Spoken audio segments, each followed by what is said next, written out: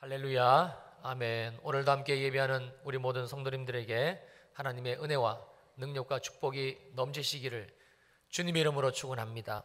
오늘은 지난주에 이어서 내 신앙의 점검 두 번째 시간으로 나는 지금 자유롭습니까? 아니면 종입니까? 이 주제의 말씀을 가지고 은혜를 나누려고 합니다. 여러분들은 지금 자유하십니까? 이런 질문을 받게 되면 거의 대부분의 사람들은 이런 생각을 하게 됩니다. 내가 지금 감옥에 갇혀 있는 것도 아니고 또 강도나 깡패에게 붙잡혀 억류되어 있는 것도 아닌데 목사님은 왜 저런 질문을 내게 하시나? 나야 당연히 자유롭게 잘 살고 있지. 그 옛날의 유대인들 역시 너희들은 자유하냐? 진리가 너희를 자유하게 할 것이야. 주님의 이 질문의 말씀을 받았을 때 여러분들과 똑같은 대답을 했습니다. 자, 오늘 본문 요한복음 8장 33절입니다.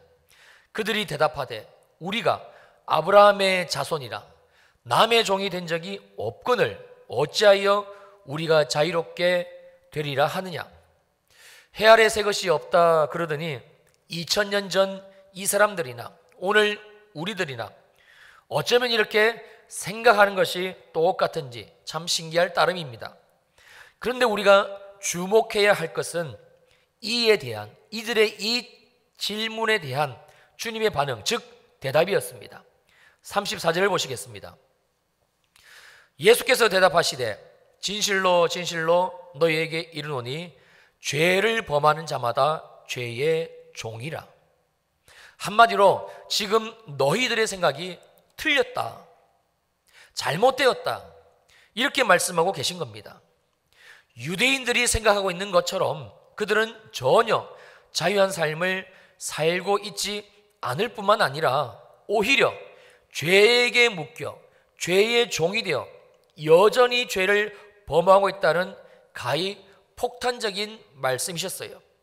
더군다나 지금 주님은 이 말씀을 그냥 보통 어조로 하시고 있는 것이 아니고 진실로 진실로, 진짜로 진짜로, 정말로 정말로 주님이 지금 하시는 말씀, 너희들은 절대 자유하지 않아, 너희들은 죄의 종이야, 이 말씀이 진짜라는 것을, 정말이라는 것을 굉장히 강조하고 계시니 주님의 이 대답을 들은 유대인들이 얼마나 기가 막혔을까요?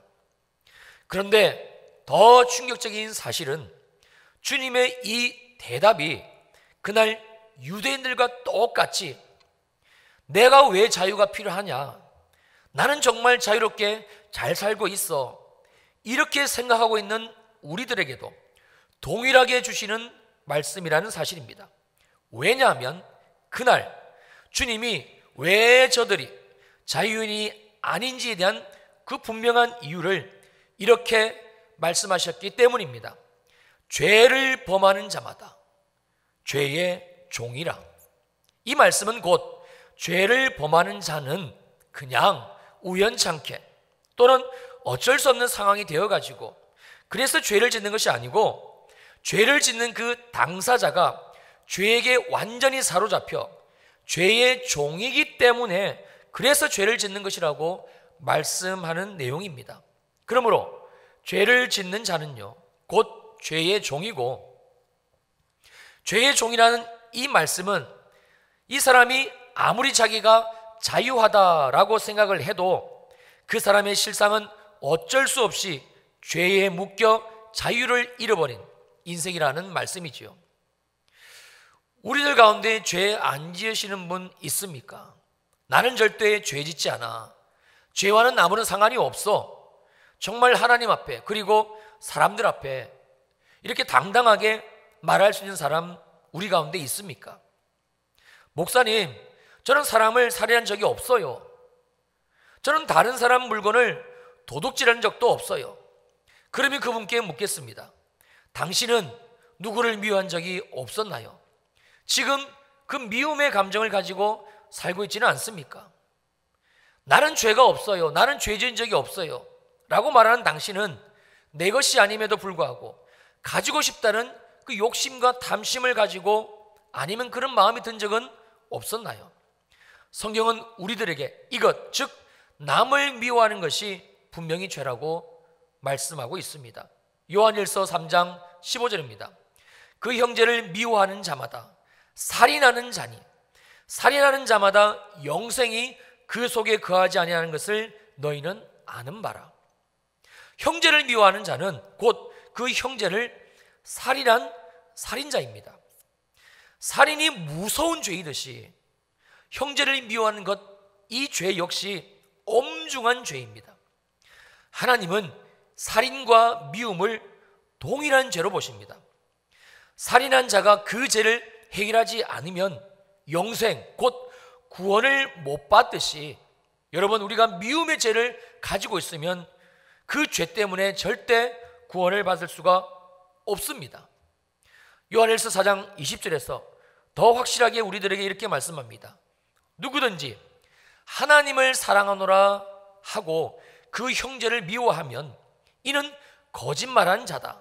보는 바 그 형제를 사랑하지 아니하는 자는 보지 못하는 바 하나님을 사랑할 수 없느니라. 형제를 미워하는 마음을 가지고 우리가 아무리 주님 사랑해요, 주님 찬양해요, 주님 예배해요, 그렇게 하나님 앞에 고백을 하고 예배를 드려도 여러분, 우리 주님은 그 예배 절대 받으시지를 않으십니다. 그래서 그 미움은 엄격한 무서운 죄입니다. 그러므로 미움을 가지고 살아가는 자는요, 그 미움에 내 마음을 빼앗겨 버린 채 종노릇하며 사는 것입니다.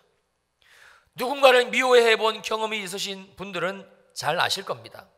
아무리 내가 이 미움의 감정을 없애려 하고 사라지게 하려고 애를 써도 절대 되지 않습니다. 사라졌는가 싶으면 다시 생각나고 이제 끝났거니 하다가도 내 마음 깊은 곳에서 다시 이 미움의 마음이 머리를 들고 올라오지요. 이 미움의 마음을 빼앗겨 버리면 잠도 잘 오지 않고 밥맛도 없습니다. 여기 계신 분들 중에 이 미움의 감정 때문에 힘들어 해보지 않은 분이 누가 있겠습니까?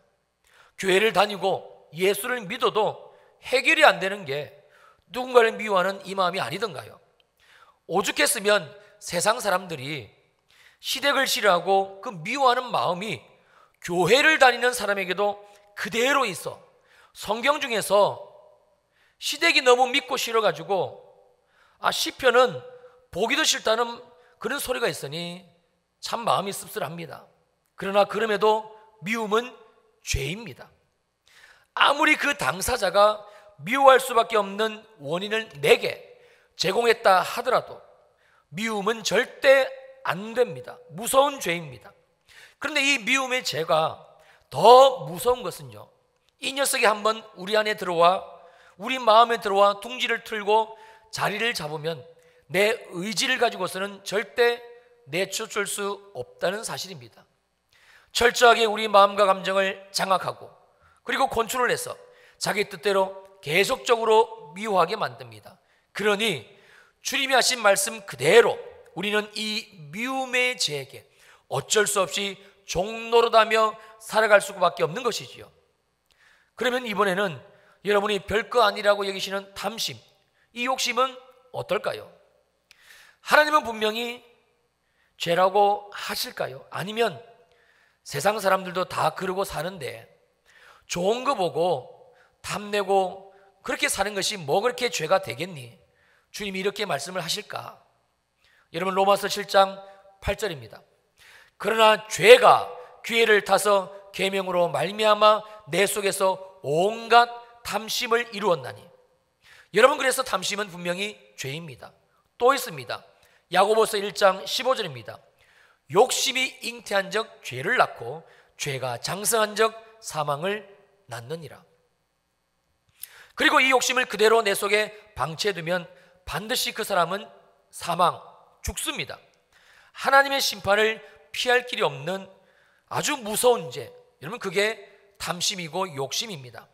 심지어 이 욕심에 대해서 자기들은 아브라함의 자손이라 남의 종이 되어 자유를 뺏긴 적이 없다라고 그렇게 생각하고 있는 유대인들에게 주님은 이렇게 말씀해 주셨습니다. 오늘 본문 요한복음 8장 44절을 보시겠습니다. 너희는 너희 아비 마귀에게서 났으니 너희 아비의 욕심대로 너희도 행하고자 하느니라. 그들 안에 여전히 있는 이 욕심은 분명히 죄이고, 이 욕심의 죄는 그들이 고스란히 물려받고 태어난 것인데, 너무나 충격적이게도 이 욕심의 죄를 유전으로 물려준 자는 다름 아닌 마귀라는 말씀입니다. 아직까지 세상 욕심을 버리지 못하고 사시는 분 혹 있으십니까? 돈 욕심을 버리지 못하고, 옷 욕심을 버리지 못하고, 좀 더 잘 먹고 좀 더 큰 집에 좀 더 좋은 차를 욕심내며 그것을 목표 삼아 사시는 분 혹 이 자리에 있습니까? 나는 그렇게 못 산 것이 너무 억울해서 자식에게 그 욕심을 대물림하여 아이들의 인생관을 좋은 대학, 좋은 직장, 그래서 나만 잘 먹고 나만 잘 살면 되는 그런 아주 이기적이고 욕심적인 가치관으로 내모는 부모님 혹 우리 가운데 있습니까? 지금 이 말씀은 바로 그런 인생관을 가지고 살아가는 자들에게 주시는 하나님의 엄중한 경고의 말씀입니다. 너희는 너희 아비 마귀에게서 났으니 너희 아비의 욕심대로 너희도 행하고자 하느니라. 쉽게 이해가 안 되십니까? 한마디로 우리가 여전히 욕심을 가지고 살고 있다는 것은요, 마귀가 하는 짓을, 마귀가 하는 죄를 그대로 짓고 있다는 충격적인 말씀인 것입니다. 그러므로 우리가 죄를 지으며 산다는 것은 죄의 종으로 살고 있다는 것이며, 그것은 곧 마귀의 종으로, 마귀의 뜻대로 내 인생을 완전히 조종당하며 살고 있다는 것입니다. 바로 자유를 완전히 잃어버린 참혹하고 비참한 인생이지요. 여러분 혹시 TV를 통해서 나라를 잃어버린 시리아 난민들의 눈을 본 적이 있으신지요? 어떻게 9.4일생으로 생명은 건졌습니다. 구호 단체들로부터 배급된 비상식량으로 배고픔도 어느 정도 해결이 되었습니다. 그런데 할 수 있는 일이 아무것도 없습니다. 분명히 살아있는데, 그런데 먹고 자는 것 외에는 어떤 것도 자기 의지로 할 수 있는 일이 아무것도 없습니다. 누가 이들에게 당신은 자유한 자라고 말할 수 있겠습니까? 누가 이들을 살아있는 자라고 생각할 수 있겠습니까? 겉모습은 살았으나 실상은 죽은 것과 하나 다를 바 없는 그런 삶이 아니던지요. 여러분, 우리가 죄에게 생각과 마음을 빼앗겨 버리면, 그래서 마귀가 콘트롤 하는 대로 죄 지으며 죄 가운데 살아가면 우리는 영적으로 나라를 빼앗긴 이 시리아 난민들과 하나 다를 바가 없습니다. 겉으로 보기에는 살아있는 사람입니다. 그러나 실상은 자기 의지대로 할 수 있는 게 아무것도 없습니다. 죄가 시키는 대로, 마귀가 시키는 대로 미워하고 욕심내며 시기하고 질투하며 육체의 소욕대로 음란하고 오직 먹고 마시고 인생 즐기는 것 외에는 아무것도 할 수 없는, 그래서 자기의 인생을 허비해버리는 완전히 마귀에게 종노릇하며 사는 인생인 것입니다. 한마디로 죽은 인생인 것이지요.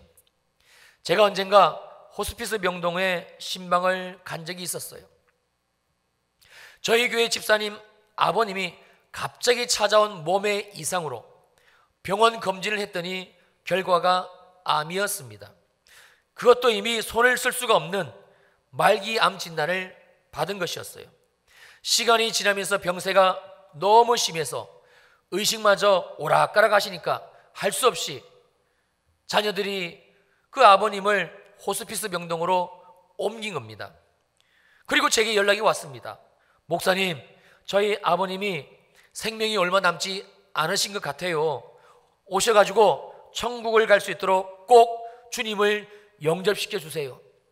그래서 제가 부랴부랴 신방을 가게 되었고, 정말 주님의 한량없으신 은혜로 계속 의식이 좋지 않던 그 아버님이 제가 신방 간 그 시간에 의식이 조금 돌아왔고, 저는 그 틈을 놓치지 않고 예수님을 영접을 시켰습니다. 지금도 제 기억에 생생한 것이, 그분이 마지막 꺼져가는 숨을 쥐어 짜듯이 모아서 여기 있는 목사가 묻는 그 복음의 말씀에 아멘을 하시던 그 얼굴입니다. 저는 정말 그때 그분의 그 모습을 잊어먹을 수가 없습니다. 집사님과 가족들이 얼마나 좋아하던지요. 제게 고맙다는 인사를 하고 그리고 병원을 나서는데, 그런데 그때 저의 마음은 너무 무거웠습니다. 정말 마음이 너무 아팠습니다. 하나님이 우리 인생을 만드신 목적이 저렇게 죄에게 묶여 죄가 시킨 대로 평생 죄 짓고 살다가 먹고 사는 데 바빠서 그렇게 인생 살다가 죽기 직전에 겨우 구원받고 그리고 천국 오는 것이 분명히 아닐 텐데, 구원받은 자가 누리는 그 삶의 행복이 무엇인지도 모르고 하나님 앞에 그 영혼의 생명을 얻는 자가 누리는 예배의 기쁨도 누리지 못한 채 하나님이 나를 자녀 삼으시고 하나님이 나를 얼마나 사랑하시는지 전혀 알지도 모르고 예수 없고 하나님 모르는 저 인생 세상 사람들처럼 평생 먹고 사는 그 염려만 하다가 그리고 인생 끝자락에 겨우 구원받고 주님 앞에 영혼의 때에 서는 것, 여러분, 이것은 분명 저주받은 인생일 것입니다. 사랑하는 성도님들, 지금 여러분들의 삶은 어떻습니까? 자유하십니까? 아니면 여전히 죄의 종으로 살고 있습니까? 하나님이 2017년 12월 한 해를 마무리하면서 우리들 모두에게 주시는 질문입니다. 오늘 주시는 말씀을 통해서 꼭 지금 여러분들의 삶을 돌아보는 시간을 가지기를 부탁을 드립니다. 그러셔야 됩니다. 반드시 그렇게 하셔야 됩니다. 그래야 지금 내 삶이 말씀 안에서 보여집니다.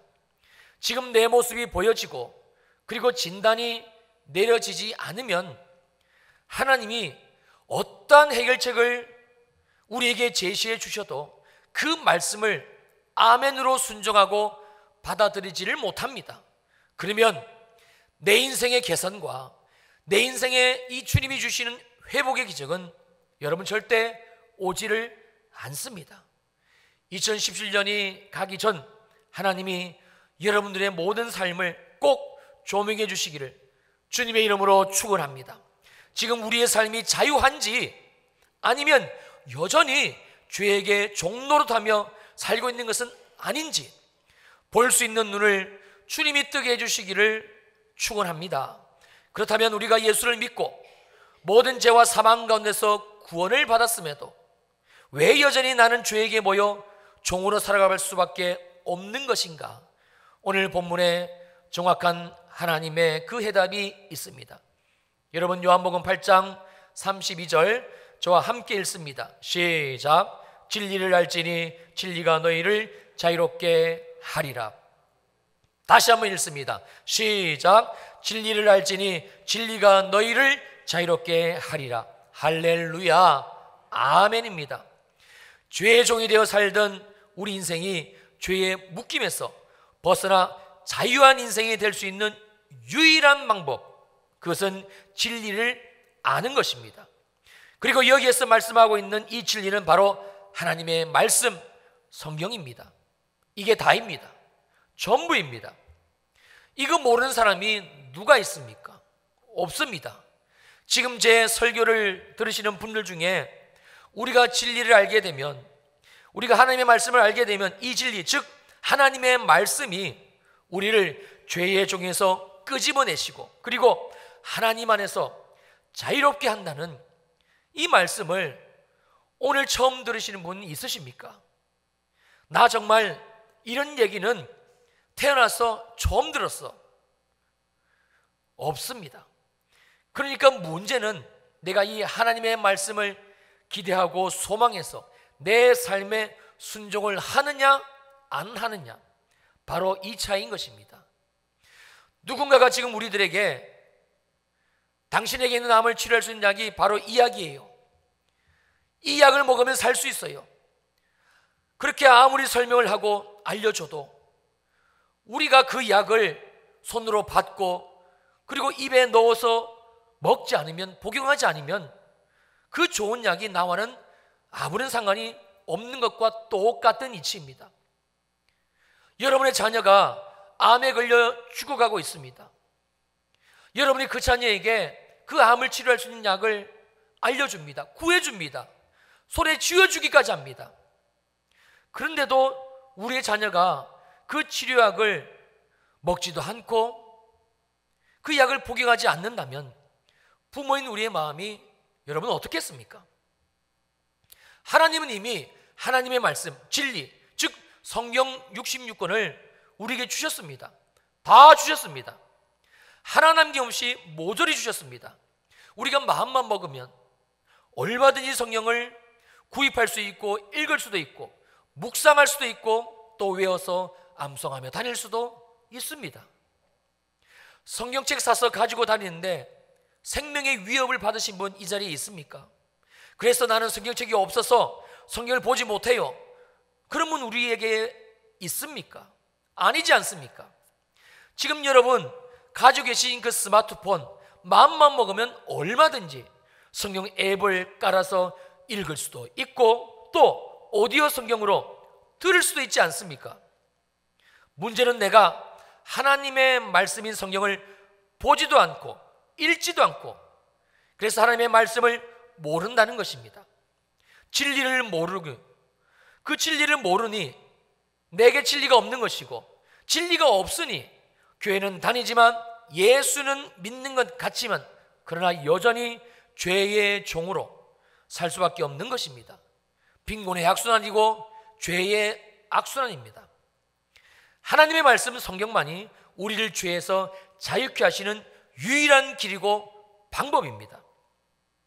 제가 담임 목사님의 지시를 받고 장수대학을 저희 교회에서 유치하기 위해 진행하기 위해서 노인대학을 하고 있는 여러 교회를 찾아다녔습니다.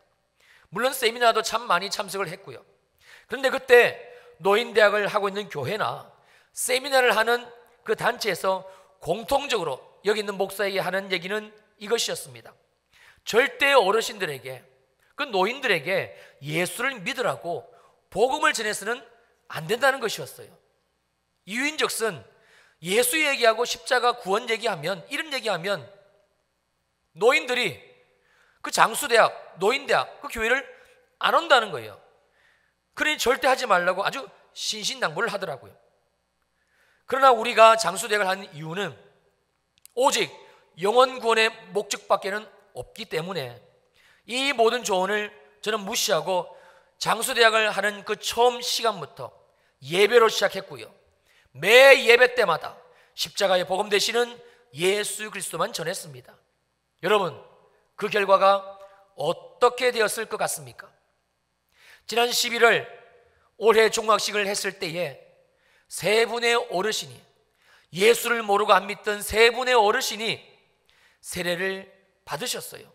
그걸 포함해서 매년 계속해서 저희 장수대학을 통해 예수를 구주로 고백하고 그리고 세례를 받으시는 어르신들이 있어 왔습니다. 그리고 이런 결과가 나올 수 있었던 것은 매 예배 시마다 모일 때마다 하나님의 말씀, 바로 진리 되신 예수 그리스도 성경을 통해서 그분만을 읽고 또 보고 그 말씀을 들려드리고 그리고 그 말씀을 입으로 신하게 한 결과였습니다. 여러분, 하나가 더 있습니다. 바로 지금 올해 시작한 토요 쉐마입니다.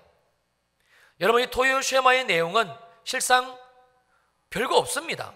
그냥 매주 토요일 날 교회에 가족들이 어떤 분들은 부부가 오셔가지고 오후 5시에 시작해서 6시까지 그냥 1시간 동안 그날에 주어지는 교제를 따라 하나님 말씀 읽고 그리고 그 말씀을 질문을 따라 나누는 거예요. 이게 다입니다. 정말입니다. 이게 다입니다. 뭐 뛰어난 성경 강사가 와서 말씀을 아주 조목조목 설명해 주고 계속적으로 말씀 붙들고 기도하고 이러면 그런 거 아닙니다. 그냥 하나님의 말씀인 성경을 서로 읽고요. 그리고 질문을 따라 서로의 생각, 아들의 생각, 딸의 생각, 아빠의 생각, 엄마의 생각, 남편의 생각, 아내의 생각을 그냥 말씀을 따라, 그 말씀이 주시는 질문을 따라 묻고 답하면 되는 것입니다. 그런데 여기에 하나님의 놀라운 은혜와 기적이 일어나더라고요. 어제 잠깐 토요시마 연말 모임을 가지면서 이런저런 얘기들을 나누었더니 정말 있을 수 없는 그 기적의 간증들을 많이들 하셨습니다. 아이들이 변하기 시작했다는 간증. 여러분, 자녀들 키워보셔서 아시지요? 우리 아이들 변하기 쉽지 않습니다. 어떤 가정은 아이들보다 부모인 자기가 하나님의 말씀으로 깨어지고 하나님의 말씀에 녹아지고 내가 하나님 앞에 정말 잘못 살고 있구나, 자기의 삶을 돌아보게 되고 이제는 어떻게 살아야 될 것인지를 깨닫게 되었다는 간증. 예수 믿는 가정인데 한 번도 자녀들과 하나님의 말씀 안에서 진솔한 얘기들을 못했었는데 토요시마를 통해서 부모와 자녀 세대가 서로 소통하게 되고 더 잘 알게 되었다는 간증. 이런 있을 수 없는 간증들이 이 토요시마를 통해 참석하신 모든 분들에게 있었습니다. 이야기를 듣는 내내 목사인 제 마음이 얼마나 기쁘고 얼마나 감사했는지 몰라요. 여러분, 지금 대한민국에 수많은 가정들이 산산이 깨어지고 있습니다. 더욱 안타까운 사실은 거기에 예수 믿는 가정들도 믿기지 않지만 있다라는 사실이에요. 엄마가 예수를 믿고 아빠가 예수를 믿고 엄마가 집사고 아빠가 집사님이에요. 그런데 그 예수 믿는 가정에 기쁨이 없습니다. 서로를 이해하고 용납하고 그 사랑하는 우리 주님이 주시는 구원의 은혜가 없다라는 말씀입니다. 이거 정말 아이러니한 일 아닌가요? 이게 정말 있을 수 있는 일입니까? 주님은 분명히 우리를 모든 죄와 저주와 사망 가운데서 구원하셨는데, 그리고 나는 분명히 그 예수를 믿고 구원을 받았는데, 그런데 정작 우리의 삶에, 우리의 가정에 주님이 주시는 구원의 은혜가 없다? 여러분은 어떻게 생각하시는지요? 그러므로 이제 여러분이 하셔야 될 일은 바로 이것입니다. 진리를 알지니 진리가 너희를 자유롭게 하리라. 나는 과연 진리 되신 하나님의 말씀, 나는 과연 진리 되신 이 성경 말씀을 얼마나 알려고 애를 쓰고 있는가? 나는 내게 주어진 24시간 중 내 삶을 이 종에서 자유인으로 살게 하시는 하나님의 이 말씀을 읽고 묵상하고 그리고 듣는데 얼마나 시간을 가지고 있는가? 여러분, 반드시 점검을 하셔야 합니다. 그리고 이제는 이 하나님의 말씀을 읽고 묵상하고 그리고 듣는 데에 여러분의 시간을 내어 드려야 합니다.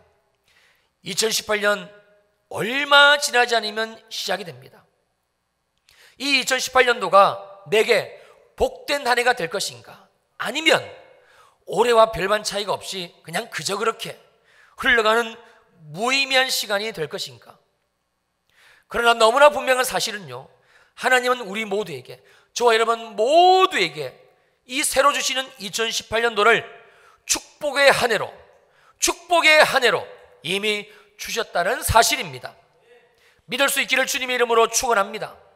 하나님이 우리를 구원하신 것이 그 첫 번째 이유이고요, 그리고 죄와 종에서 완벽한 자연인으로 살 수 있는, 자유하며 살 수 있는 이 하나님의 말씀, 이 말씀을 주셨다는 것이 바로 그 두 번째, 하나님이 2018년도를 우리에게 한량없는 은혜로 축복하셨다는 부인할 수 없는 명백한 증거입니다.